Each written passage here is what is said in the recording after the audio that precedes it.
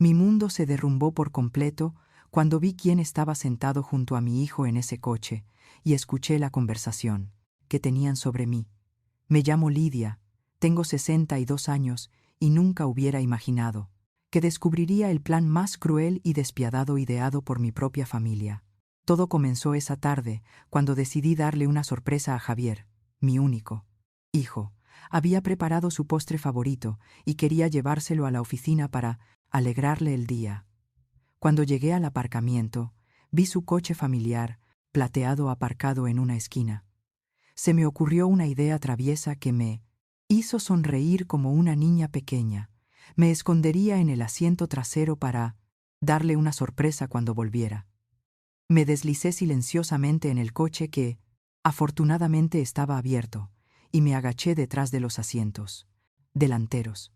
Mi corazón latía con fuerza por la emoción, pensando en la expresión de su rostro cuando apareciera con la tarta de chocolate que le encantaba desde que era niño. Esperé allí, conteniendo la respiración, escuchando cada sonido del aparcamiento. Después de unos minutos que me parecieron una eternidad, oí pasos que se acercaban. Las puertas del coche se abrieron y Javier se sentó en el asiento del conductor. Pero entonces, otra persona ocupó el asiento del copiloto. Era una mujer. Al principio pensé que podría ser una compañera de trabajo, hasta que oí su voz y la reconocí inmediatamente. Era Raquel, su esposa. Mi primera reacción fue de ternura. Qué bonito que hubieran decidido salir juntos del Procarque trabajo. Pero mi sonrisa se desvaneció cuando empezaron a hablar.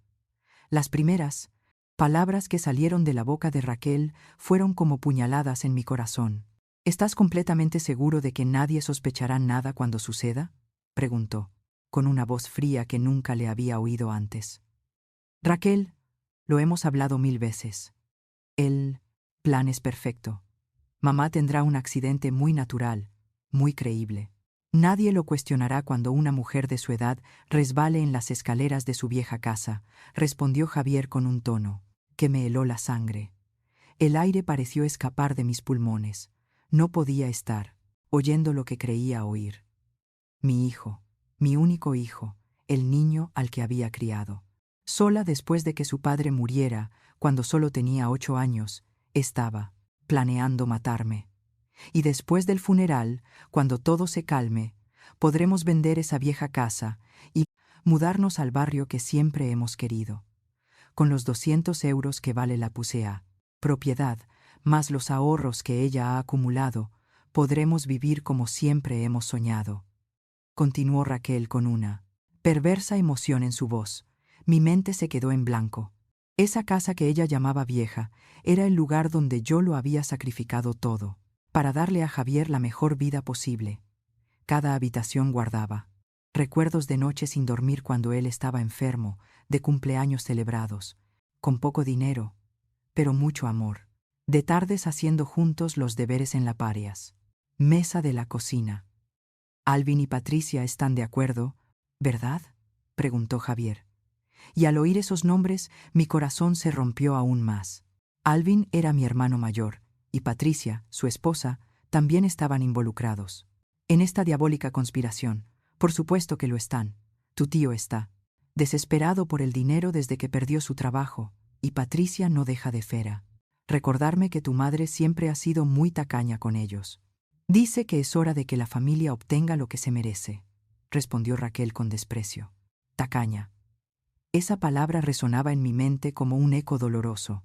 Había trabajado limpiando casas desde los 18 años para mantener a mi hijo.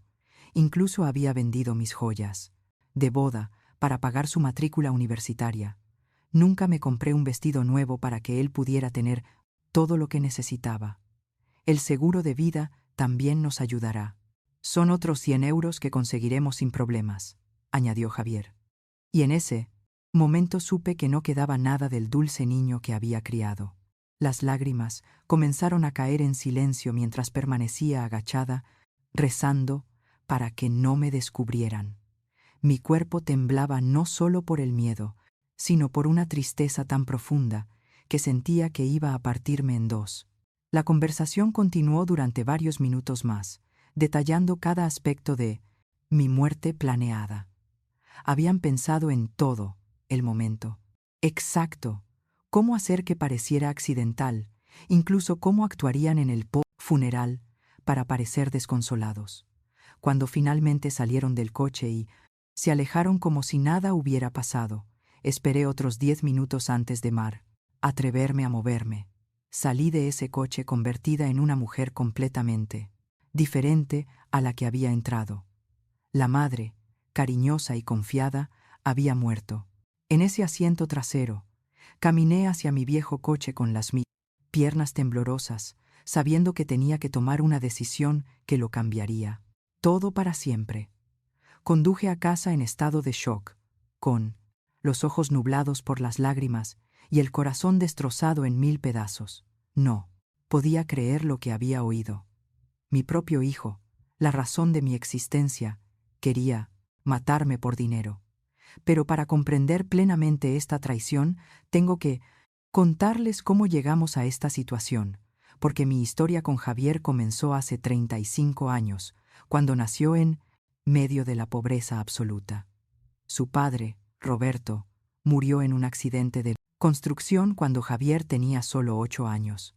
Nos dejó sin seguro, sin ahorros, sin nada más que una casa pequeña y muy vieja que habíamos comprado con gran sacrificio. De la noche a la mañana me convertí en una madre soltera con un hijo que mantener y sin educación formal más allá de la secundaria. Empecé a trabajar, limpiando casas a los 20 años. Me levantaba todos los días a las 5 de la muliados. Mañana, preparaba el desayuno para Javier, lo llevaba al colegio, y luego recorría toda la ciudad limpiando oficinas, casas, pisos, lo que fuera necesario para llevar dinero a casa. Mis manos se volvieron ásperas por los productos químicos de limpieza. Mi espalda se encorvó por llevar cubos, pesados, pero nunca me quejé. Javier era un niño brillante, siempre el aro por año, mejor de su clase. Sus profesores me decían constantemente que tenía un futuro brillante por delante, que tenía que asegurarme de que fuera a la universidad. Esas palabras se convirtieron en la misión de mi vida. Cada euro que ganaba lo ahorraba religiosamente para su lava remidariada. Educación. Cuando cumplió 15 años, necesitaba un ordenador para sus sepulturas y 2 proyectos escolares. Todas las demás madres podían comprárselos fácilmente a sus hijos, pero para mí eso supondría 3 meses de trabajo. Vendí mi anillo de boda, el único recuerdo valioso que tenía de Roberto, para comprarle ese ordenador. Javier nunca supo el sacrificio que hice y nunca se lo conté porque no quería que se sintiera culpable. Durante su último año de secundaria, las Conderdordo, universidades privadas, empezaron a enviarnos información sobre sus programas de derecho. Javier había decidido que quería ser abogado, y yo estaba dispuesta a hacer cualquier cosa para que ese sueño se hiciera realidad. La matrícula era de 20 euros al año. Una fortuna para una mujer como yo. Hablé con mi hermano Alvin para pedirle ayuda.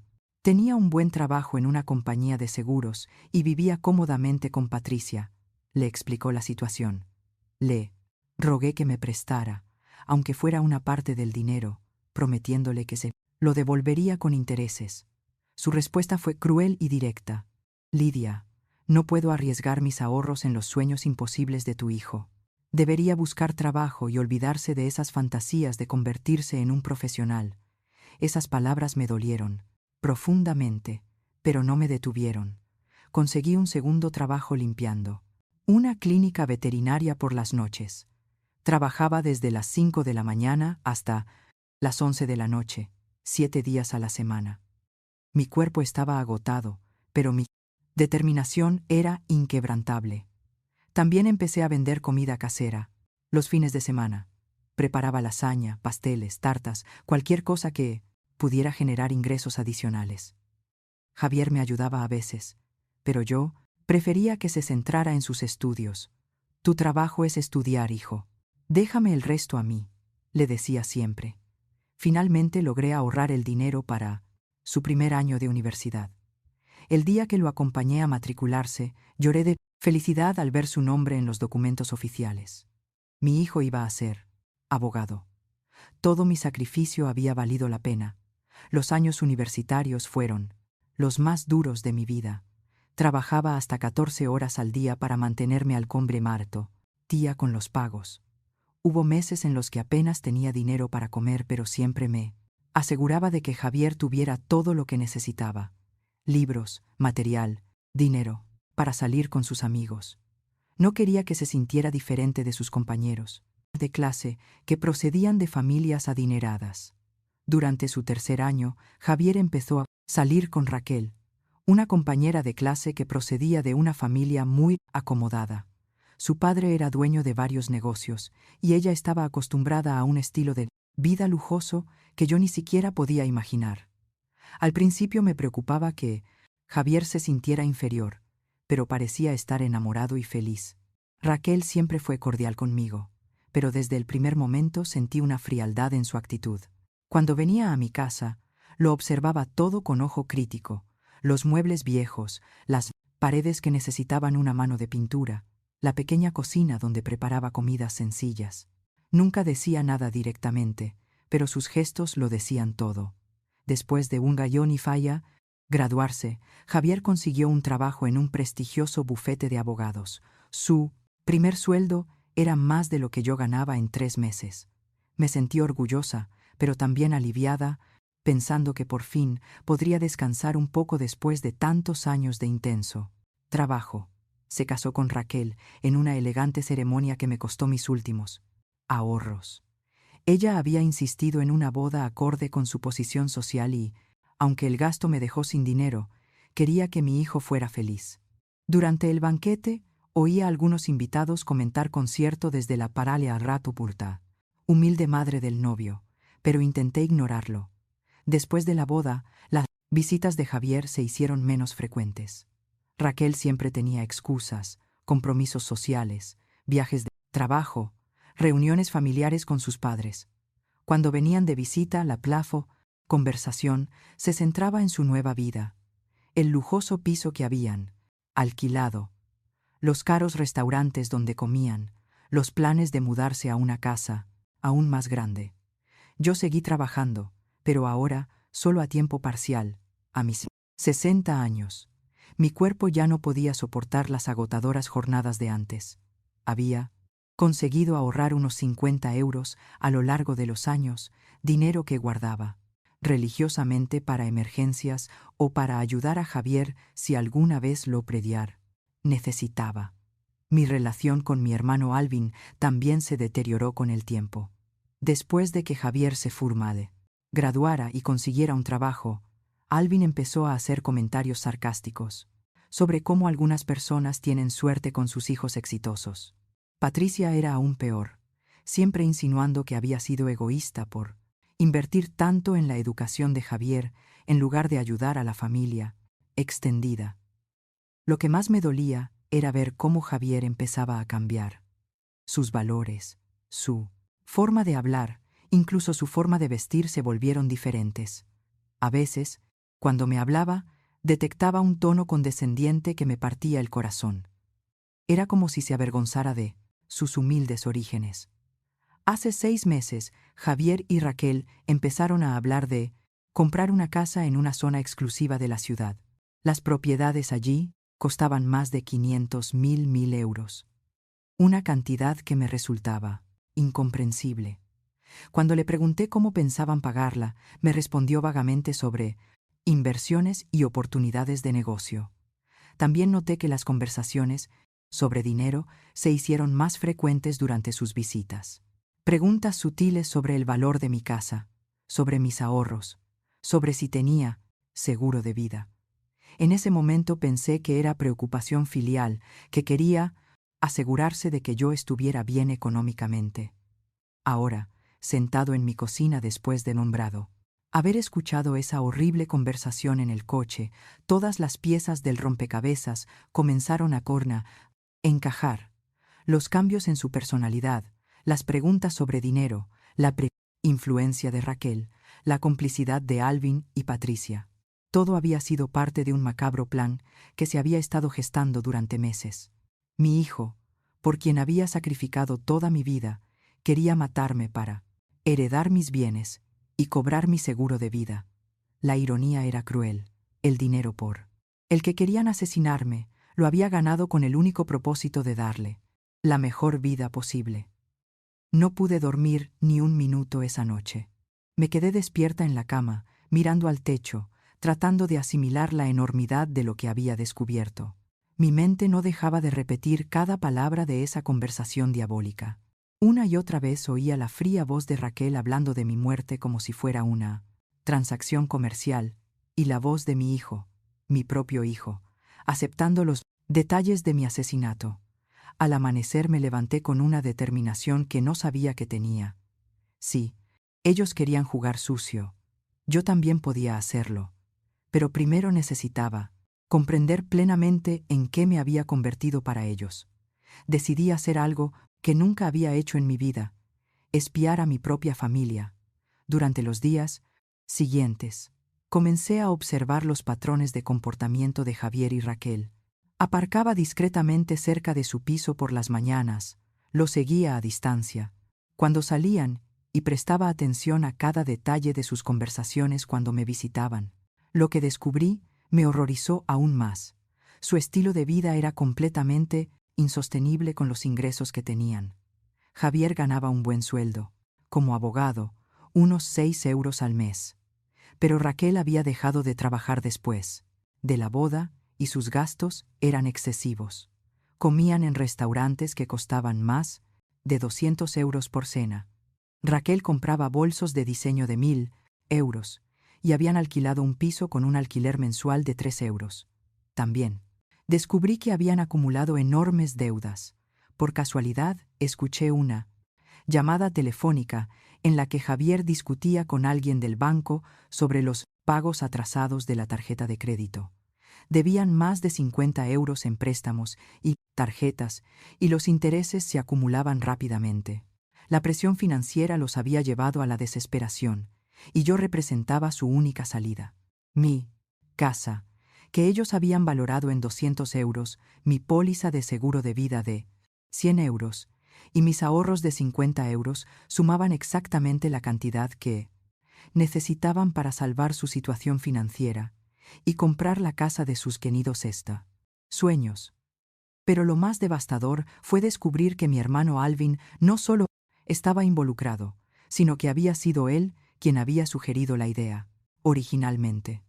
Una tarde, mientras limpiaba la oficina donde trabajaba Patricia, escuché una conversación telefónica que me dejó sin aliento.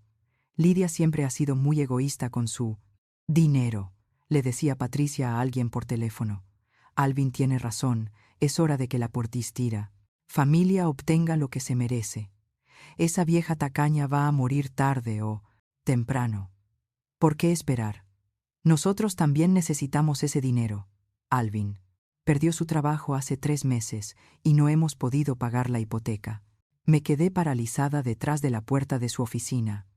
Mi hermano había perdido su trabajo y no me había dicho nada. En lugar de pedirme ayuda como familia, había decidido que era mejor matarme para conseguir el dinero. Esa misma noche decidí enfrentarme directamente a Alvin. Fui a su casa sin avisar, algo que nunca hacía, y llamé a la puerta con el corazón latiéndome con fuerza. Cuando abrió, su rostro mostraba sorpresa y un destello de lo que parecía culpa. «Lidia, ¿qué haces aquí tan tarde?», preguntó sin invitarme a entrar. «Alvin, necesito hablar contigo». «¿Puedo pasar?», dije tratando de mantener la voz tranquila.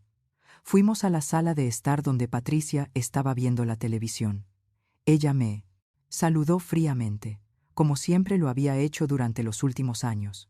Me senté en el sofá y decidí ir directo al grano. «Alvin, ¿es cierto que perdiste tu playa? ¿Trabajo?», le pregunté observando atentamente su reacción. Se le enrojeció la cara y Patricia apagó inmediatamente la televisión. «¿Cómo te has enterado?», preguntó a la defensiva. «No importa cómo me haya enterado. Lo que importa es que eres mi hermano y no me has dicho nada». ¿Por qué no me has pedido ayuda? Alvin y Patricia intercambiaron miradas que confirmaron mis peores sospechas. Había una comunicación silenciosa entre ellos, como si hubieran ensayado esta conversación. Lidia, siempre has tenido tus propios problemas. No queríamos molestarte, respondió Patricia con una sonrisa falsa que no llegaba a sus ojos. Patricia, soy su hermana. Si Alvin necesitara ayuda, estaría dispuesta al no ser hermana, a ayudarle. Tengo algunos ahorros. En ese momento vi algo horrible en los ojos de Car, mi hermano. No era gratitud ni alivio, sino resentimiento. ¿Algunos ahorros?, preguntó con sarcasmo. Lidia, todos sabemos que tienes mucho, más que unos pocos ahorros. Ha estado acumulando dinero durante años, mientras el resto de la familia pasaba apuros. Sus palabras me golpearon como bofetadas. Alvin, gané ese dinero trabajando 14 horas al día para darle una educación a mi hijo. No lo acumulé, lo sacrifiqué, todo por él. Exacto, interrumpió Patricia con voz venenosa. Todo por Javier. Nunca pensaste en ayudar a tu propio hermano. Cuando necesitó dinero para la universidad, le dijiste que no. Pero para tu pequeño, príncipe Javier, siempre había dinero. La conversación se estaba volviendo agresiva y podía sentir cómo crecía la hostilidad en la habitación. Era como si años de resentimiento acumulado estuvieran saliendo a la superficie. No lo entiendes, intenté explicar. Quería que Javier tuviera las oportunidades que nosotros nunca tuvimos. Quería romper el ciclo de pobreza de nuestra familia. ¿Y qué hay de romper el ciclo de favoritismo?, gritó Alvin poniéndose de pie. ¿Qué hay de pensar en tu hermano que también necesita ayuda? Siempre ha sido así, Lidia. Desde que éramos niños, tú eras la favorita de mamá y papá, y ahora actúas como si fueras mejor que nosotros. Estas acusaciones eran completamente falsas, pero vi que habían construido una narrativa para justificar su resentimiento. En su versión de la historia, yo era la hermana egoísta y privilegiada, mientras que ellos eran las víctimas, incomprendidas. Si necesitabas tanto el dinero, por más lados tendados, ¿qué no me lo pediste directamente?, insistí, aunque ya sabía la respuesta. Patricia se rió con amargura para poder darnos limosnas como si fuéramos mendigos, para hacernos sentir inferiores como siempre has hecho. Nunca he intentado haceros sentir inferiores. Ah, no, gritó Alvin. ¿Y qué hay de cuando compraste una casa y nosotros seguíamos alquilando? ¿Y cuando Javier se graduó en la Masitido Universidad y nuestros hijos apenas terminaron la secundaria? ¿Y cuando alardeabas de tus ahorros mientras nosotros luchábamos por llegar a fin de mes? Cada acusación era más injusta que la anterior. Había trabajado como un esclavo para conseguir todo lo que tenía. No había heredado nada, no había tenido suerte. Había sudado sangre por cada euro, pero para ellos, mi relativo éxito era una afrenta personal. Alvin, si necesitas dinero, puedo prestarte 10 euros ahora mismo, le ofrecí desesperadamente, tratando de encontrar una solución pacífica. 10 euros, se burló Patricia. Lidia, sabemos perfectamente cuánto dinero tienes. La casa vale 200 euros tienes, 50 euros en ahorros, y tu seguro de vida es de 100 euros, y nos ofreces 10 euros, como si fuéramos mendigos. Se me heló la sangre al oír esas cifras exactas. Sabían demasiado sobre mi situación financiera. Alguien había estado investigando mis finanzas con gran detalle. ¿Cómo sabéis tanto sobre mi dinero?, pregunté con voz temblorosa. Alvin y Patricia se quedaron en silencio, pero sus caras los delataron. Habían dicho más de lo que debían. Me levanté del sofá con las piernas temblorosas. Creo que ya tengo mi respuesta, dije, dirigiéndome hacia la puerta. Lidia, espera, gritó Alvin detrás de mí, pero súpreme la lunera. Yo ya estaba saliendo de la casa. Esa noche confirmé lo que ya sabía. Mi propia familia me veía como un obstáculo entre ellos y el dinero que creían merecer. No eran solo Javier y Raquel, era toda una conspiración familiar que había estado gestándose en silencio durante meses. Los días siguientes fueron los más oscuros de mi vida. Me encontraba en una situación que nunca hubiera imaginado, sabiendo que mi propia familia planeaba asesinarme, pero sin poder acudir a nadie.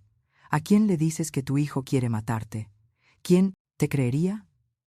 Además, no tenía pruebas concretas, solo una conversación que había escuchado escondida en un coche. Decidí que necesitaba más pruebas antes de tomar cualquier medida. Si iba a luchar contra ellos, tenía que estar completamente preparada. Empecé a documentarlo todo, sus patrones de comportamiento, sus conversaciones, sus visitas, cualquier cosa que pudiera servir como prueba más adelante. También tomé una decisión que me aterrorizaba, pero sabía que era necesaria. Iba a dejarles creer que su plan estaba funcionando. Si actuaba de forma sospechosa o me enfrentaba directamente a Javier, podrían cambiar su estrategia y volverse aún más peligrosos. En cambio, decidí seguir interpretando el papel de madre ingenua y confiada. 3 días después de mi enfrentamiento con Alvin, Javier me llamó para invitarme a cenar. Su voz sonaba especialmente cariñosa por teléfono, lo que me puso la piel de gallina sabiendo lo que realmente pensaba de mí. Mamá, Raquel y yo queremos llevarte a ese restaurante italiano que tanto te gusta, dijo con tono dulce. Hace tiempo que no pasamos tiempo juntos en familia. El restaurante al que se refería era uno, al que solo habíamos ido una vez hacía más de un año, y no me había gustado, especialmente, pero fingí entusiasmo. ¡Qué detalle, hijo! Me encanta la idea. Perfecto. Te recogeremos el viernes a las 7 y mamá, ponte tu vestido verde favorito. Queremos que estés guapa. Esa referencia específica a mi ropa me pareció extraña, pero acepté sin hacer preguntas. Después de colgar, me pregunté por qué habría mencionado ese vestido en particular. Era uno que había comprado hacía 2 años, uno de los pocos vestidos caros que me había permitido comprar en toda mi vida. El viernes por la tarde me preparé con cuidado. Me puse el vestido verde, tal y como me había pedido, me arreglé el pelo y me maquillé un poco. Mientras me miraba en el espejo, intenté ignorar la voz en mi cabeza que me decía que esa podría ser mi última cena. Javier y Raquel llegaron puntuales a las 7 de la Gurdalida. Mañana. Javier parecía nervioso, aunque intentaba ocultarlo con sonrisas forzadas y comentarios superficiales sobre el tiempo. Raquel, por su parte, parecía completamente tranquila, casi alegre, lo que me resultaba aún más inquietante. De camino al restaurante, la conversación fue extrañamente formal. Hablaron del trabajo de Javier, de unos supuestos planes de vacaciones, de cualquier cosa menos de nosotros como familia. Respondía automáticamente, pero mi mente estaba completamente concentrada en observar cada detalle de Sencule, su comportamiento. En el restaurante, Raquel insistió en que pidiera el plato más caro del menú. Lidia, esta noche pagamos nosotros. Pide lo que quieras sin preocuparte por el precio, dijo con una sonrisa que no llegaba a sus ojos. Durante la cena, empezaron a hacerme preguntas aparentemente casuales sobre mi salud. ¿Cómo me había sentido últimamente? ¿Había tenido mareos, problemas para marrando, subir escaleras? Había actualizado mi seguro médico recientemente. Mamá, nos preocupa que viva sola en esa casa tan grande, dijo Javier con tono preocupado. Las escaleras son empinadas, ¿y si te caes? Oh, hijo, no te preocupes. He vivido en esa casa durante 30 años. Conozco cada escalón a la perfección, respondí tratando de parecer indiferente. Pero mamá, insistió Raquel, a los accidentes no les importa cuánto tiempo llevemos viviendo en un lugar. Quizás deberías plantearte mudarte a un piso de una sola planta, algo más seguro para una mujer de tu edad. La forma en que Laupar dijo accidente me puso la piel de gallina. Era como si estuviera probando la palabra, viendo cómo sonaba en voz alta. Y mamá, continuó Javier, ¿has pensado en hacer testamento? Sé que es incómodo hablar de estas cosas, pero es importante tener todo en orden. Ahí estaba la verdadera razón de esta cena. Querían asegurarse de que el testamento estuviera actualizado antes de matarme. Bueno, tengo un testamento básico que hice hace unos años. Mentí parcialmente. Os lo dejo todo a vosotros por supuesto. Vi a Javier y Raquel intercambiar una rápida mirada de satisfacción. Fue una mirada que duró apenas un segundo, pero fue suficiente para confirmar todas mis prederados sospechas. Eso está bien, mamá, pero tal vez deberías revisarlo con un abogado.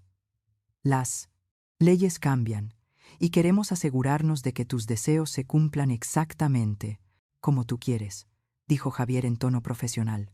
De hecho, añadió Raquel, Javier podría ayudarte con eso. Como es abogado, podría asegurarse de que todo esté perfecto. La ironía era macabra. Mi hijo, que planeaba matarme, quería ser quien redactara el testamento que le beneficiaría después de mi muerte.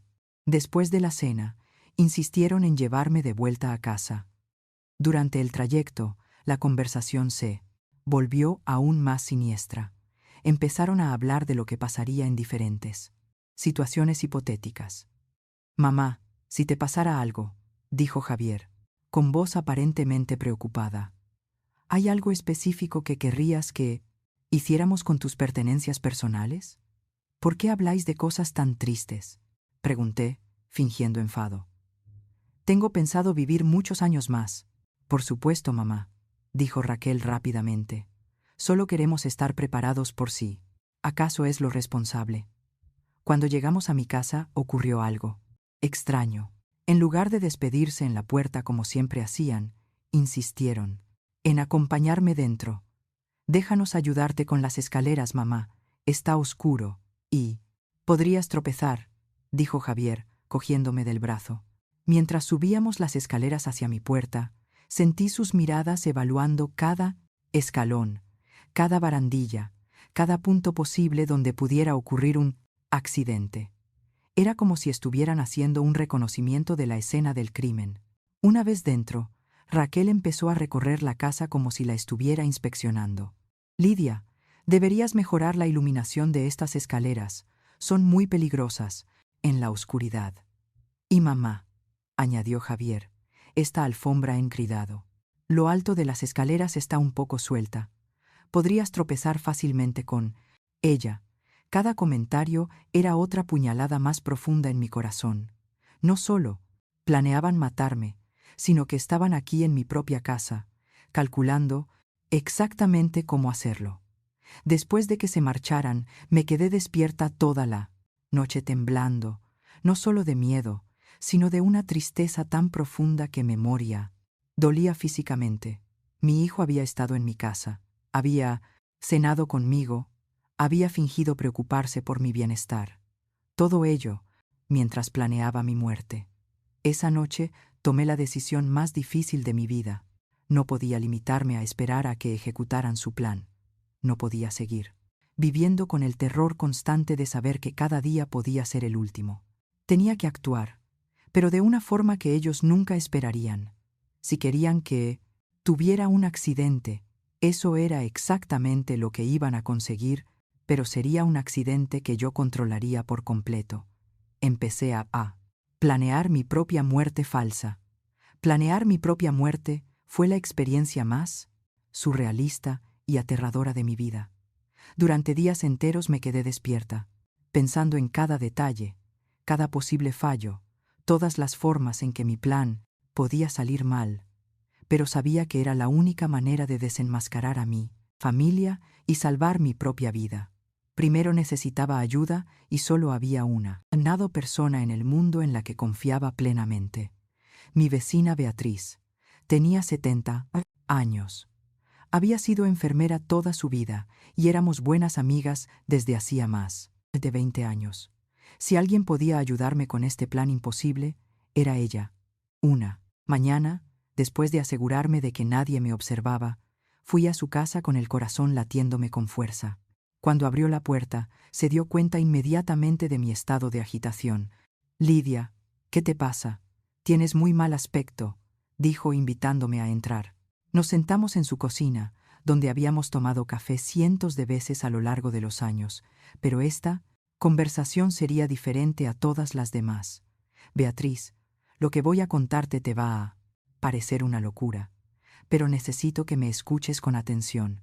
Comencé con voz temblorosa. Le conté todo desde la conversación que había escuchado en el coche hasta la siniestra cena, desde la confrontación con mi hermano hasta las extrañas visitas a mi casa. Beatriz me escuchó en silencio, pero vi cómo su expresión pasaba de la sorpresa al horror y finalmente a la indignación. Dios mío, Lidia, esto es monstruoso, dijo finalmente tomándome las manos entre las suyas. Beatriz, necesito tu ayuda. Tengo un plan, pero no puedo hacerlo sola. Le expliqué mi idea. Iba a fingir mi propia muerte, de una manera tan convincente, que incluso los paramédicos creerían que había muerto. Beatriz, con su experiencia médica, podría ayudarme a simular los signos vitales de una persona fallecida durante el tiempo suficiente para que me declararan muerta y comenzaran los procedimientos. Lidia, ¿te das cuenta de lo peligroso que es esto? Si algo sale mal, si no lo hago, la interrumpí. Voy a morir de verdad. Ya lo tienen todo planeado. Es solo cuestión de tiempo. Beatriz cerró los ojos y se puso a pensar intensamente. Necesitaríamos medicamentos específicos. Tendríamos que calcular las dosis exactas y el momento tendría que ser perfecto. Entonces, ¿me ayudarás? Me miró fijamente durante varios segundos que me parecieron horas. Sí, dijo finalmente, pero lo haremos de la forma más segura posible.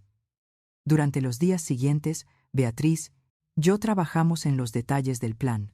Ella había mantenido contactos en el hospital, donde había trabajado durante décadas, y pudo obtener discretamente los medicamentos que necesitábamos.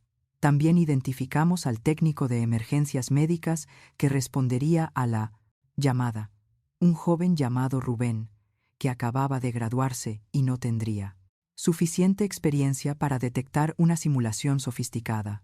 El plan era complejo, pero factible.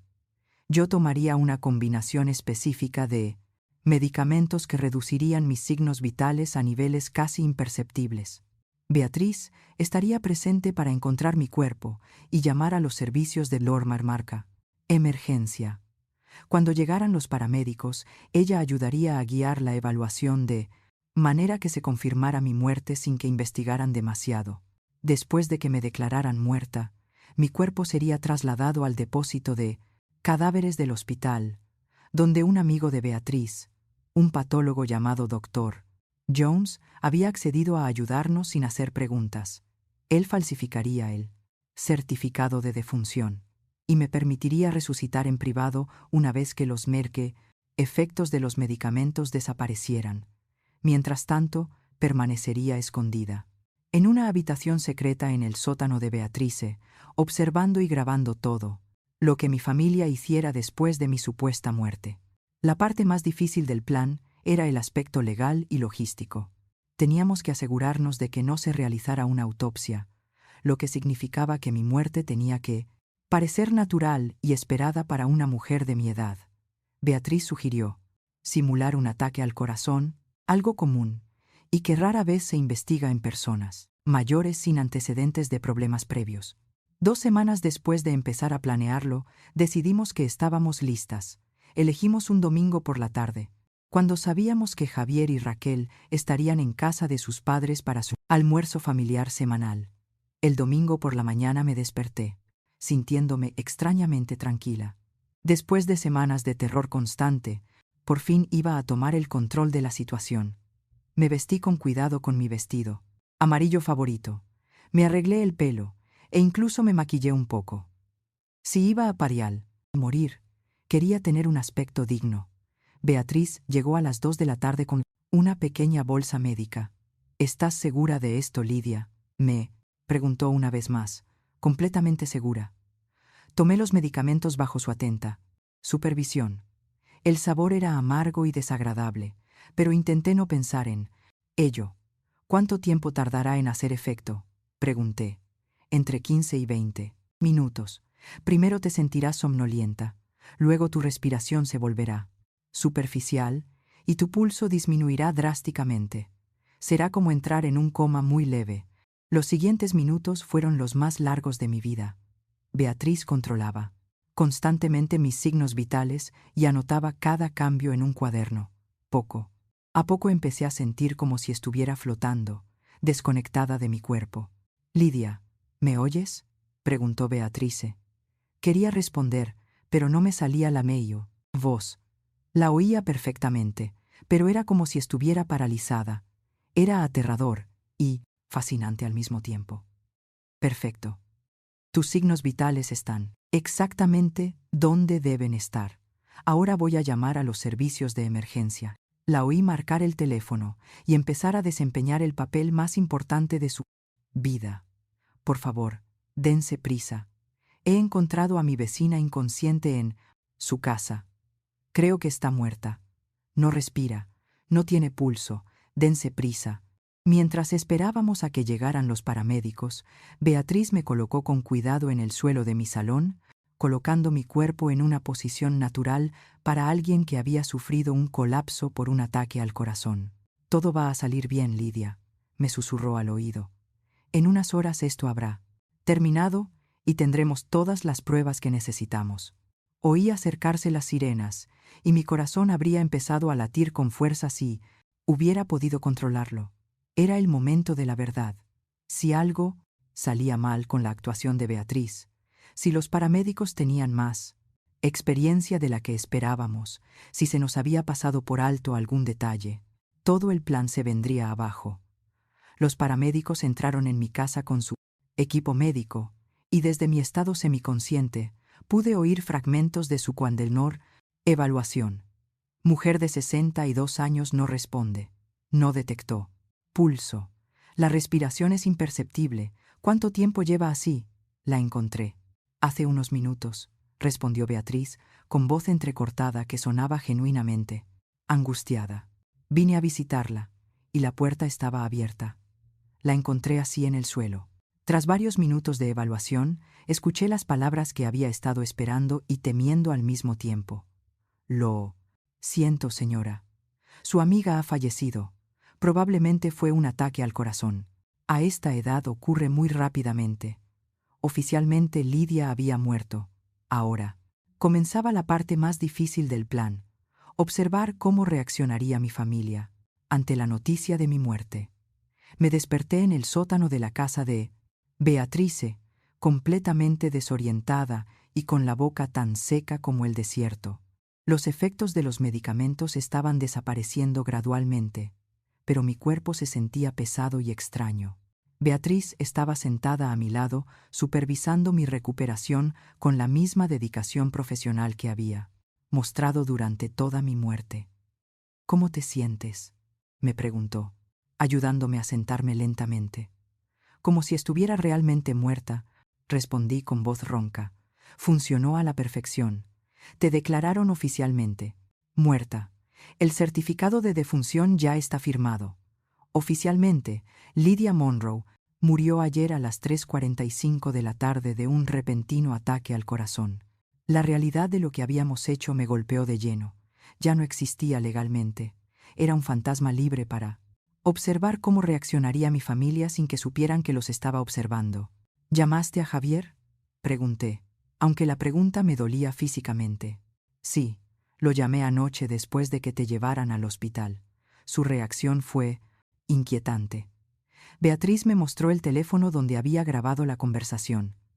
Con manos temblorosas volví a reproducir el audio. «Javier, soy Beatriz, la vecina de tu madre. Tengo una noticia muy triste. Tu madre falleció esta tarde». Hubo un silencio que duró varios segundos. Cuando finalmente habló, su voz no sonaba sorprendida ni devastada, sonaba aliviada. «Dios mío, ¿qué pasó?», preguntó. Pero había algo forzado en su tono de conmoción. «Fue un ataque al corazón. La encontré en su casa. El paramédico dijo que fue muy rápido, que no sufrió». «Ya veo. Gracias por llamarme, Beatrice. Raquel y yo iremos al hospital inmediatamente para ocuparnos de todo». Javier, lo siento. Mucho. Sé lo mucho que querías a tu madre. Sí, esa es una pérdida terrible. Pero mi madre había tenido algunos problemas de salud últimamente. Supongo que había llegado su hora. Esa mentira sobre mis supuestos problemas de salud me atravesó como una daga. Estaba construyendo una narrativa para justificar mi muerte antes de que alguien hiciera preguntas incómodas. Después de escuchar la grabación, no. Pude contener las lágrimas, la frialdad de su voz, la facilidad con la que había aceptado la noticia, la mentira sobre mi salud. Todo confirmaba que realmente habían estado planeando mi muerte. Hay más, dijo Beatriz en voz baja. Instalé cámaras ocultas en tu casa antes de que murieras. Quería capturar su reacción cuando fueran a recoger tus cosas. Me mostró su ordenador portátil desde donde la hay. Tenía acceso a las cámaras en tiempo real. En la pantalla podía ver mi propia sala de estar vacía y silenciosa. Era extraño ver mi casa desde esta perspectiva, sabiendo que técnicamente ya no era mi hogar. ¿Cuándo crees que vendrán?, pregunté. Probablemente hoy la gente no suele esperar mucho para revisar las pertenencias de los fallecidos, especialmente cuando hay dinero de por medio. No tuvimos que esperar mucho. Alrededor del mediodía oímos el sonido de unas llaves en la cerradura de mi casa. Javier, Raquel, Alvin y Patricia entraron juntos como un equipo bien coordinado. Lo que vi a continuación me destrozó el alma. No hubo lágrimas, ni duelo, ni siquiera una pausa respetuosa al entrar en la casa donde había vivido durante 30 años. Inmediatamente comenzaron a evaluar mis pertenencias, como si fueran tasadores en una subasta. Bueno, por fin, dijo Patricia con evidente alivio en su voz. No creía que este día fuera a llegar nunca. Patricia, por favor, dijo Javier, pero su tono era más de precaución que de mubillo. Reproche genuino. Acabamos de perder a mi madre. Oh, Javier, no me vengas ahora con sentimentalismos. Todos sabemos que esto era necesario, dijo Raquel con una frialdad que me heló la sangre. Tu madre vivió su vida, ahora podemos vivir la nuestra. Alvin ya estaba revisando los armarios de la cocina, buscando documentos importantes. ¿Dónde crees que guardaba los documentos? ¿Del banco? Necesitamos encontrar la información de sus cuentas de ahorro. Busca en el escritorio de su dormitorio, sugirió Javier. Siempre era muy organizada con esos papeles. Los vi dispersarse por mi casa, como buitres, tocando mis pertenencias, evaluando su valor, planeando cómo se repartirían mi herencia. Era como ver cómo mi vida era destrozada por personas que se suponía que me querían. Raquel encontró mi joyero y comenzó a examinar cada pieza. Esta cadena de oro puede que valga algo, y estos pendientes, aunque sean viejos, pueden tener algún valor sentimental para alguien. El valor sentimental no va a pagar la hipoteca, dijo Patricia con sarcasmo. Será mejor que te centres en lo que Marle realmente vale dinero. Javier encontró mis documentos financieros en el cajón del escritorio, exactamente donde siempre los había guardado. Aquí están. Cuenta de ahorros en el Northwood Bank, 3,000. Cuenta corriente 8 euros. Y aquí está la póliza del seguro de vida. ¿A cuánto asciende el seguro?, preguntó Alvin con impaciencia. 100 euros única beneficiaria. Yo. Perfecto, dijo Raquel con satisfacción. Con eso más los ahorros y lo que obtengamos por la venta de la casa, tendremos suficiente para comprar la nueva casa y pagar todas nuestras deudas. Y nosotros recibiremos nuestra parte, ¿verdad?, preguntó Patricia en tono amenazante. Por supuesto, respondió Javier, rápidamente. Como acordamos, una cuarta parte para ustedes. Escuchar a mi familia, negociar el reparto de mi herencia, mientras mi cuerpo aún estaba fresco en la morgue. Fue más doloroso de lo que había imaginado, pero lo peor aún estaba por llegar. Alvin encontró una foto familiar en mi mesita de noche, una de las pocas fotos en las que aparecíamos todos juntos en una Navidad de hacía 5 años. En lugar de mostrar ninguna emoción al verla, la tiró a la basura sin ceremonias. No necesitamos guardar estas cosas sentimentales, dijo con desdén. Alvin tiene razón, confirmó Raquel. Tenemos que ser prácticos. Vamos a Mido. Vender la casa rápidamente. Así que no podemos llenarnos de cosas inútiles. Pero fue Patricia quien dijo las palabras que más me dolieron. Sinceramente, me sorprende que haya tardado tanto en morir. Con lo terca que era, pensé que viviría hasta los 90 solo, para fastidiarnos. Todos se rieron de mí, muerte, de mi supuesta terquedad por haber vivido tanto tiempo.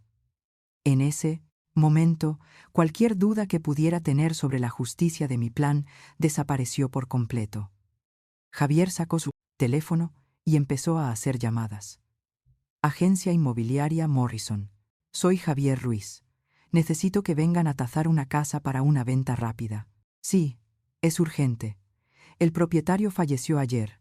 Queremos ponerla en el mercado. Esta semana. Ni siquiera habían planeado un funeral digno.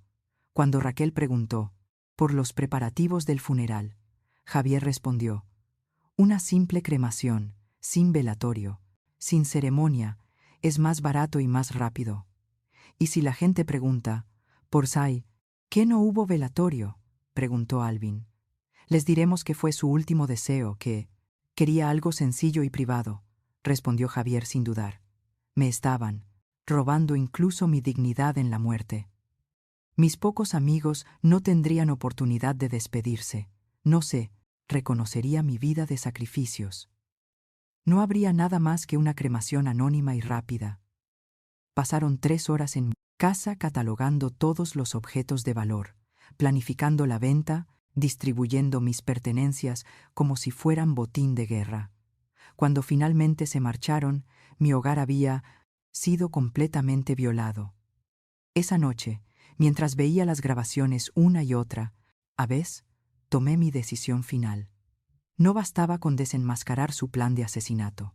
Tenía que hacerles pagar por cada palabra cruel, por cada momento de frialdad, por cada pedazo de mi vida que habían destruido con su codicia. Beatrice, dije con determinación, necesito que me ayudes con la segunda parte del plan. ¿Qué tienes en mente?, preguntó, aunque por su expresión pude ver que ya sabía que sería algo dramático. Voy a resucitar de entre los muertos en el momento más humillante posible para todos ellos, y cuando lo haga, me aseguraré de que todo el mundo sepa exactamente qué tipo de personas son. En realidad, mi familia creía que había ganado la lotería con mi muerte. No tenían ni idea de que la verdadera lotería acababa de empezar y que habían apostado por el brocado número equivocado. Los días siguientes fueron una montaña rusa emocional que me llevó de la ira más profunda a una determinación férrea, que no sabía qué poseía. Desde mi escondite en el sótano de Beatriz seguí observando cada movimiento de mi familia a través de las cámaras, ocultas, documentando cada conversación cruel, cada decisión despiadada que tomaban sobre mi supuesta herencia. Beatriz había instalado cámaras más, discretas en lugares estratégicos: la oficina de Javier, la casa de Alvin, incluso en el coche de Raquel. Su experiencia como enfermera le había enseñado a ser extremadamente meticulosa, y esa meticulosidad se había trasladado perfectamente a nuestra operación de espionaje. Lidia, tienes que ver esto, me dijo Beatriz en la mañana del tercer día, señalando la pantalla de su ordenador portátil. Javier está en su oficina hablando con alguien por teléfono. En la grabación podía ver a mi hijo, sentado en su escritorio, hablando con una sonrisa que me revolvió el estómago. Sí, señor Davis.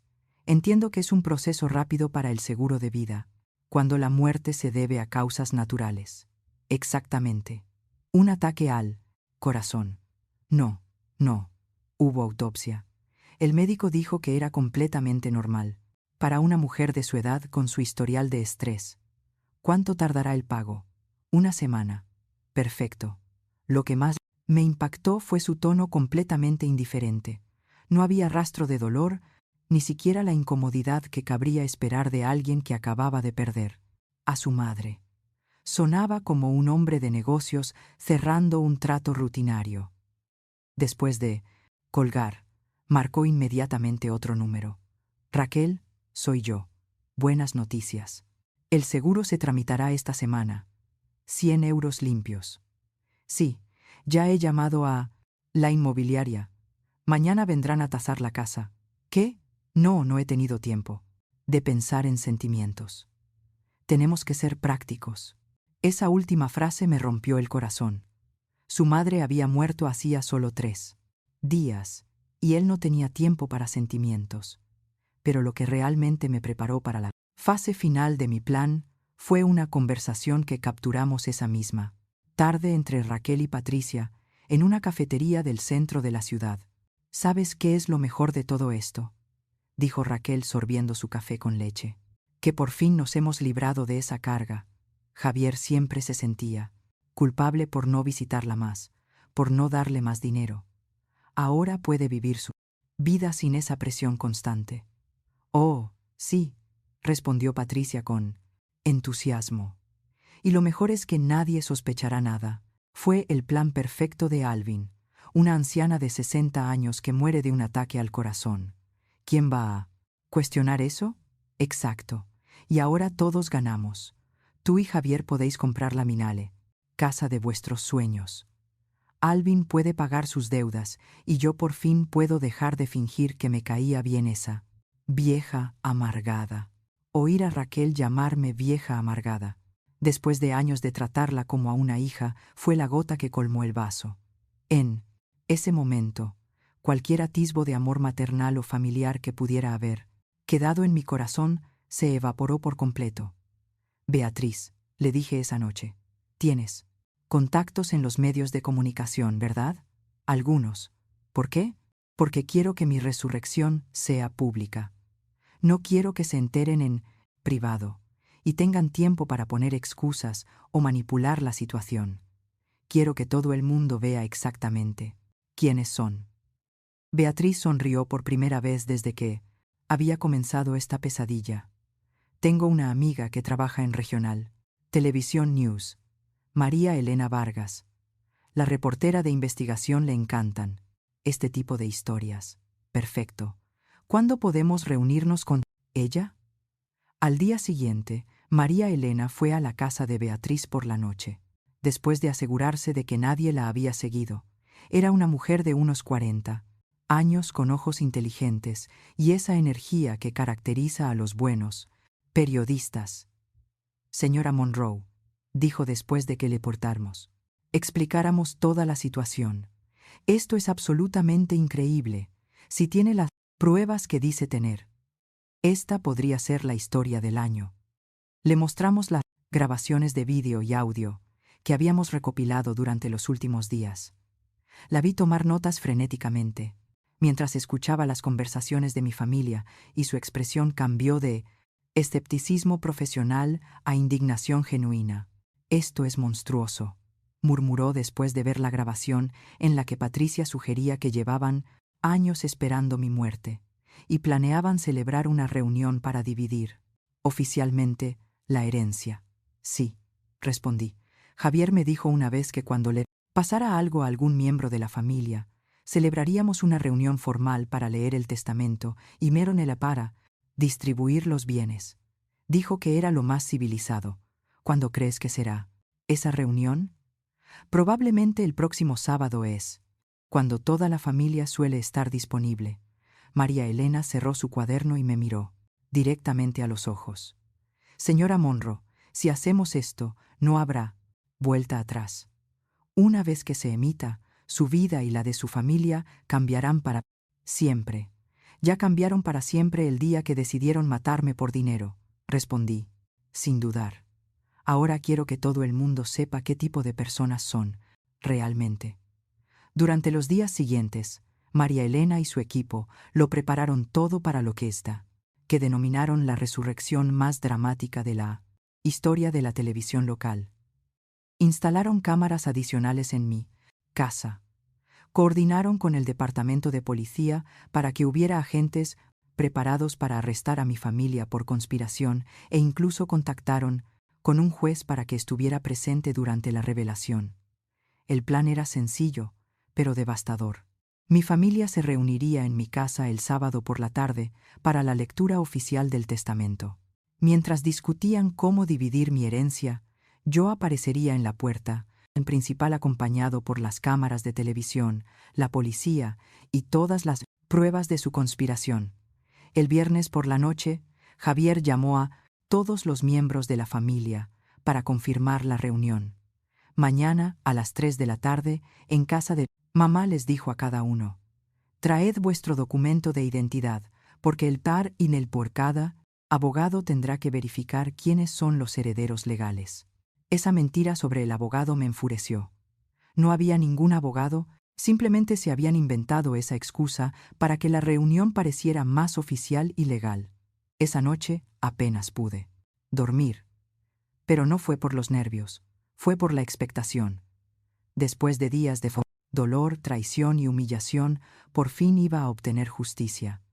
Pero más que justicia, iba a obtener algo aún más satisfactorio, la verdad completa al descubierto para que todo el mundo la viera. El sábado por la mañana me preparé con cuidado. Me puse el vestido rojo que había comprado para la boda de Javier. Me maquillé como si fuera una ocasión especial y me peiné impecablemente. Si iba a resucitar de entre los muertos, quería estar absolutamente radiante. ¿Estás lista para esto?, me preguntó Beatriz mientras comprobaba el equipo de grabación por última vez.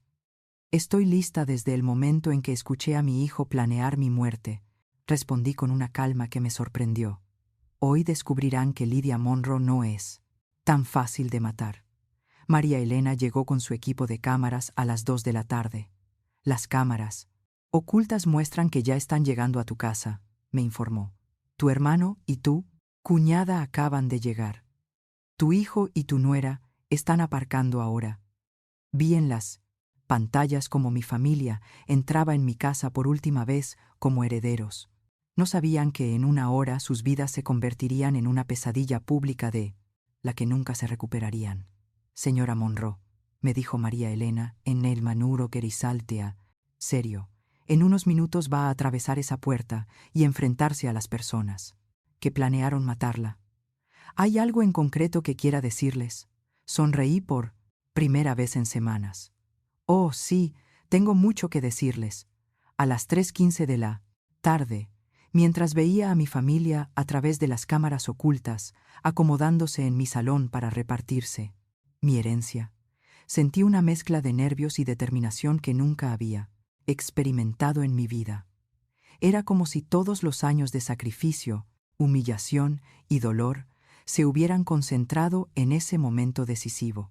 En las pantallas podía ver a Javier sentado en mi sillón favorito, el mismo, en el que solía leerle cuentos cuando era niño. Tenía una carpeta con documentos legales en las manos y una expresión de satisfacción que me heló las manos. Revolvió el estómago. Raquel estaba a su lado con un vestido nuevo que probablemente había costado más dinero del que yo gastaba en ropa en todo un año. Alvin y Patricia ocupaban el sofá y podía ver la codicia en sus ojos, mientras esperaban a escuchar las cifras exactas de mi herencia. Patricia incluso había traído un cuaderno en el que anotaban números como si se tratara de una reunión de negocios. Bueno, comenzó Javier con un tono solemne, pero falso. Estamos aquí para discutir la distribución de los bienes de mi madre. Como todos saben, ella me nombró único heredero en su testamento, pero como familia hemos acordado hacer una distribución más equitativa, añadió. Raquel con una sonrisa que no llegaba a sus ojos. María Elena me tocó el hombro. Es el momento perfecto, señora Monroe. Están hablando exactamente de lo que esperábamos. Respiré hondo y caminé hacia la puerta de mi propia casa, acompañada por 2 operadores de cámara, un técnico de sonido, 2 agentes de policía y el Logrubi Yorma, reportero más tenaz. Mi corazón latía tan fuerte que pensé que todo el vecindario podría oírlo. ¿Está grabando?, le pregunté al operador de cámara principal. Sí, señora, estamos en directo. Esas palabras me dieron el empujón final de valor que necesitaba. Miles de personas estaban a punto de presenciar la justicia más poética de sus vidas. Metí la llave en la cerradura y la giré, lentamente. El sonido metálico resonó en toda la casa e inmediatamente oí que las conversaciones en la sala de estar se detenían. ¿Has oído eso?, preguntó Patricia con voz nerviosa. Debe de ser el viento, respondió Alvin, pero su voz sonaba inquieta. Abrí la puerta y entré directamente en la sala de estar, donde mi familia estaba sentada discutiendo cómo gastar el dinero de mi muerte. Las cámaras de televisión me siguieron, capturando cada segundo de lo que estaba a punto de convertirse en el momento más dramático de sus vidas. Cuando aparecí en la puerta de la sala de estar, el silencio que siguió fue absoluto y aterrador. Raquel fue la primera en verme, se quedó completamente pálida y soltó un grito que probablemente resonó en todo el barrio. Dios mío, no puede ser. Javier se levantó del sillón tan rápido que tiró todos los documentos al suelo. Tenía los ojos tan abiertos que pensé que se le iban a salir de las órbitas. Mamá, pero tú estás muerta. Patricia empezó a llorar histéricamente, no de alegría por verme viva, sino claramente de terror. Es un fantasma, es un fantasma. Lidia murió. Todos vimos el certificado de defunción. Alvin permaneció completamente inmóvil, como si se hubiera convertido en piedra. Tenía la boca abierta, pero no emitía ningún sonido. Hola, querida familia, dije con la voz más tranquila que pude. Espero no interrumpir nada importante. María Elena entró detrás de mí con sus mini cámaras. Buenas tardes, soy María Elena Vargas de Regional Television News y estamos retransmitiendo en directo lo que podría ser la noticia más impactante del año. ¿Qué está pasando aquí?, gritó Javier, recuperando por fin la capacidad de hablar, aunque su voz sonaba completamente histérica. ¿Qué pasa, mi querido hijo?, respondí caminando lentamente hacia el centro de la habitación. Que he vuelto de entre los muertos para escuchar personalmente cómo planeabais dividir mi herencia.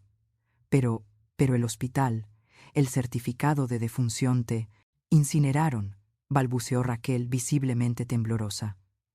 Ah, sí, la cremación, sonrí con paralita satisfacción. Qué interesante que menciones eso, Raquel, sobre todo teniendo en cuenta que decidiste la cremación sin velatorio, porque era más barato y más rápido, ¿no es así? Las cámaras captaron perfectamente la mirada de horror en su rostro, cuando se dio cuenta de que yo sabía exactamente lo que habían dicho. Señora Monroe, intervino María Elena, ¿podría explicar a nuestra audiencia qué la llevó a fingir su propia muerte? Me volví hacia las cámaras, consciente de que miles de personas estaban viendo este enfrentamiento en tiempo real. Me vi obligada a fingir mi muerte al descubrir que mi propia familia había planeado asesinarme para quedarse con mi herencia. Eso es mentira, gritó Javier, pero su voz sonaba más desesperada que indignada. ¿Una mentira?, pregunté con calma. ¿Te refieres a mentiras como esta? Saqué mi teléfono y reproduje la grabación de la conversación que había escuchado en su coche. Las voces de él y Raquel llenaban la habitación, discutiendo los detalles de mi muerte planeada. ¿Estás completamente seguro de que nadie sospechará nada cuando suceda? El plan es perfecto. Mi madre tendrá un accidente muy natural, muy creíble. A medida que avanzaba la grabación, vi cómo las caras de mi familia pasaban de la sorpresa al terror puro. Raquel empezó a llorar, desconsoladamente, pero no eran lágrimas de remordimiento, sino de pánico al darse cuenta de que los habían descubierto. Esa grabación es falsa, gritó Patricia, desesperadamente. Alguien la ha fabricado. Lidia está loca. Falsa. Pregunté y saqué otro teléfono. ¿Y qué hay de esta otra conversación, Patricia? La que tuviste ayer con Raquel en la cafetería, en la que dijiste que era el plan perfecto de Alvin. Reproduje la segunda grabación en la que Patricia hablaba abiertamente de cómo llevaban años esperando mi muerte y de cómo nadie sospecharía nada. Alvin finalmente habló con voz temblorosa. Lidia, esto es un terrible malentendido. Nunca haríamos algo así. Un malentendido. Me reí con amargura. También es un malentendido que ayer estuvieran todos aquí en mi casa, repartiéndose mis pertenencias como buitres. Es un malentendido que Javier ya hubiera llamado a la compañía de seguros para cobrar mi póliza de vida. María Elena dirigió el micrófono directamente a Javier. Señor Ruiz, ¿cómo explica estas grabaciones en las que se le oye claramente planear la muerte de su madre? Javier sudaba profusamente y le temblaban las manos.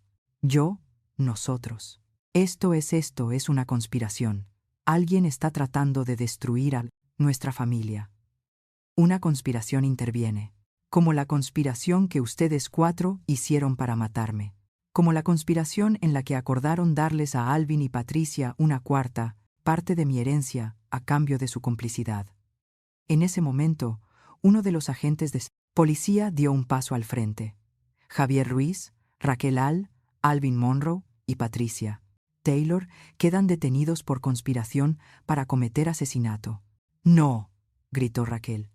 Esto no puede estar pasando. Está muerta. La vimos morir. No me vieron morir. Respondí con satisfacción. Me visteis actuar y al parecer actué. Mucho mejor de lo que vosotros fingisteis amarme. Mientras los agentes comenzaban a rolerones. Esposar a mi familia. María Elena continuó con la entrevista en directo. Señora Monroe, ¿qué se siente al enfrentarse a las personas que planearon matarla? Se siente como justicia. Respondí, mirando directamente a las cámaras. Durante 35 años lo sacrifiqué todo por mi hijo. Trabajé 14 horas al día, vendí mis joyas. Renuncié a mi propia vida para darle la educación y las oportunidades que necesitaba. Y así es como me lo agradeció, planeando mi muerte por dinero. Javier, ahora, esposado, me miró con una mezcla de odio y desesperación. Mamá, por favor, esto es un error. Te quiero. Siempre te he querido.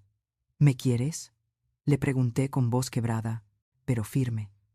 ¿Amas a alguien a quien planeas matar por 200,000 euros a alguien cuya muerte celebra sin siquiera organizar un funeral digno? Eso no es cierto. Silencio. Grité con una fuerza que no sabía que tenía. No voy a escuchar más. Mentiras de tu boca. Lo he oído todo, Javier. He oído cómo planeaste mi accidente. He oído cómo te reías de mi muerte. He oído cómo Patricia decía que le sorprendía que hubiera tardado tanto en morir. He oído cómo repartisteis mi dinero antes, incluso de que mi cuerpo se enfriara.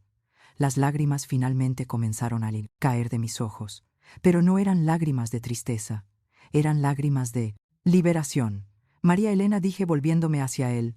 Periodista, quiero que toda la ciudad sepa que la familia no siempre es aquella con la que compartes lazos sanguíneos. La verdadera familia es aquella que te pararco, ama incondicionalmente, que te cuida cuando eres vulnerable, que llora tu muerte en lugar de celebrar tu herencia. Mientras los agentes se llevaban a mi hijo, mi nuera, mi hermano y mi cuñada, Javier me gritó desde la puerta. Esto no ha terminado, mamá. Lucharemos en los tribunales. No, Javier, respondí con una calma que me sorprendió. Esto terminó el día en que decidiste que tu madre valía menos que el dinero. Ahora vas a afrontar las consecuencias de tus actos. Cuando la casa finalmente quedó en silencio, María Elena cerró la entrevista en directo. Esta ha sido una de las historias más extraordinarias que he cubierto en mis 20 años de periodismo. Una madre que fingió su muerte para desenmascarar a la familia que planeaba matarla. Desde aquí, María Elena Vargas, Noticias Regionales de Televisión. Me hundí en mi sillón favorito, el mismo en el que Javier había estado sentado, planeando mi herencia apenas una hora antes. Por primera vez en semanas me sentí verdaderamente en paz. Beatriz entró y se sentó a mi lado. ¿Cómo te sientes? Como si finalmente hubiera despertado de la peor pesadilla de mi vida, respondí. Y como si la verdadera Lydia Monroe acabara de regresar de entre los muertos. Los meses que siguieron a mi resurrección fueron como vivir en un nado les tramales, un mundo completamente nuevo. La historia se volvió viral en cuestión de horas, y no solo a nivel local. Los medios de comunicación de toda Europa cubrieron lo que los periodistas llamaron la venganza familiar más perfecta de la historia moderna. Mi teléfono no dejaba de sonar. Los productores de televisión querían hacer documentales. Los escritores querían los derechos del libro e incluso una productora y cinematográfica se puso en contacto conmigo para hacer una película. Pero lo más importante para mí era que por fin, después de décadas de sacrificio, silencioso, todo el mundo conocía mi historia. Las redes sociales explotaron con mensajes de apoyo. Miles de mujeres compartieron sus propias historias de sacrificio maternal, de familias desagradecidas, de hijos que las habían abandonado después de recibir todo de ellas, sin quererlo. Me convertí en la voz de todas las madres que lo habían dado todo por sus familias, solo para ser traicionadas al final. El proceso legal fue más rápido de lo esperado.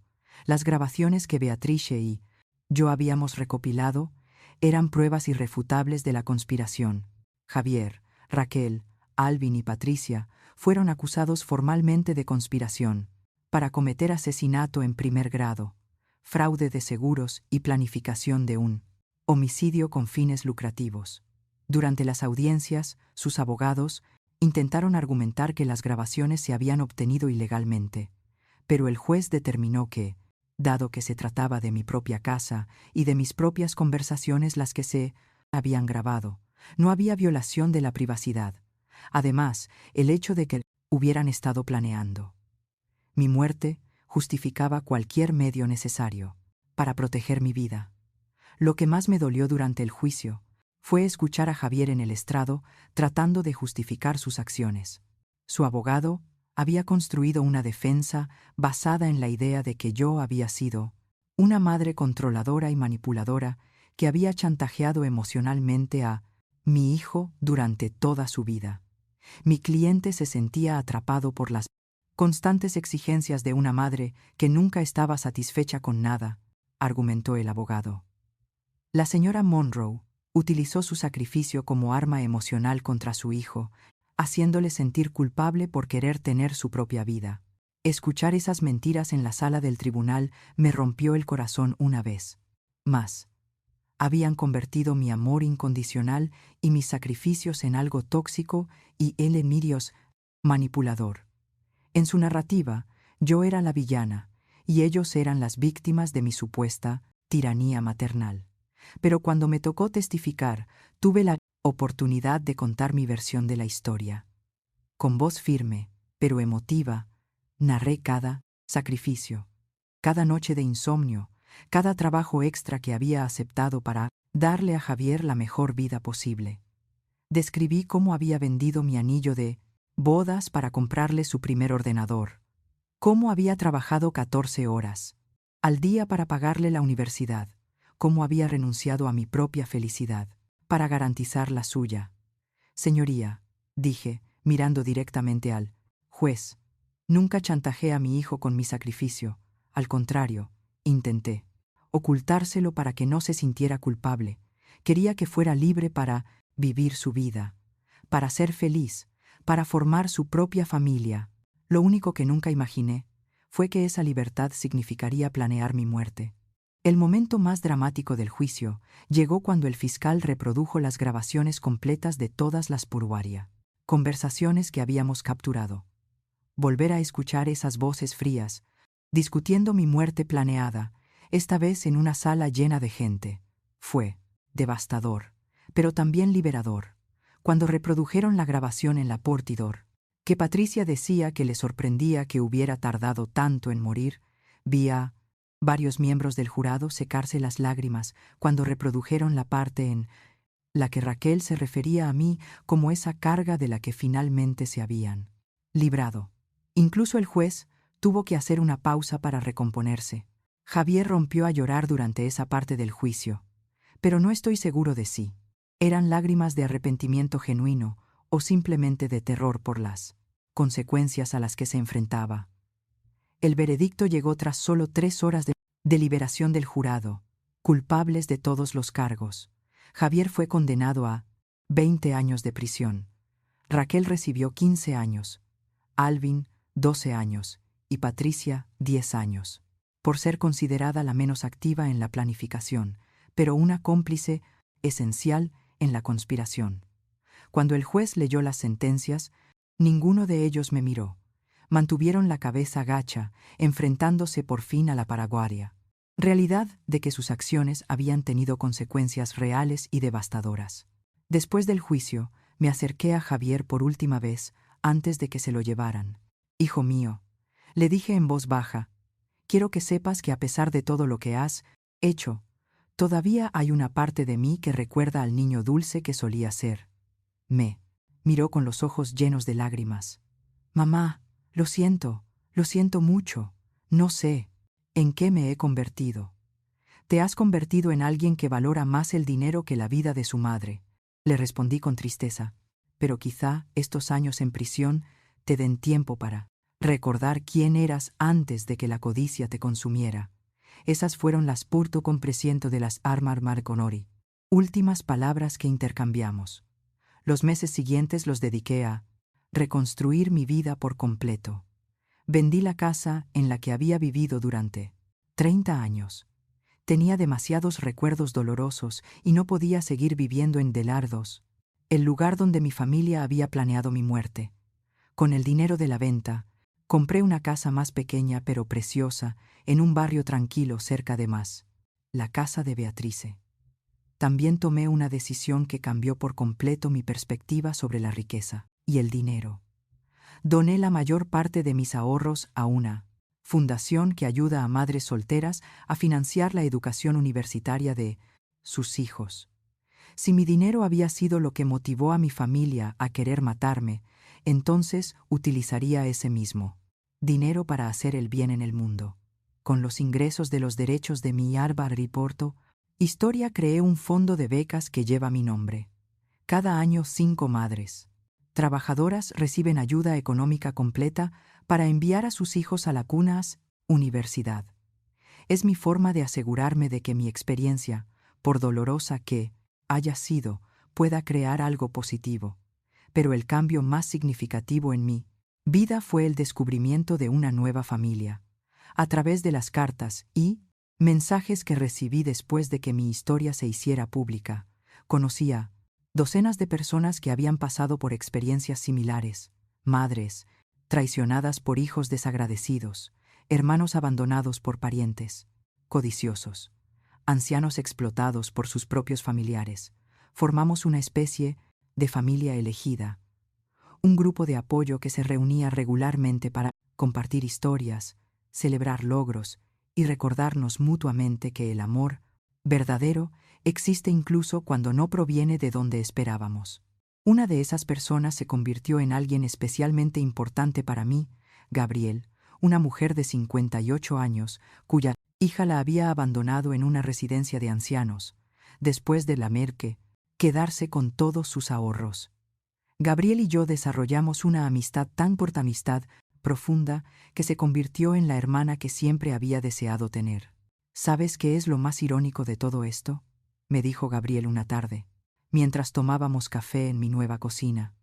Nuestras familias biológicas nos traicionaron por dinero, pero encontramos familias mucho mejores sin que el dinero tuviera nada que ver.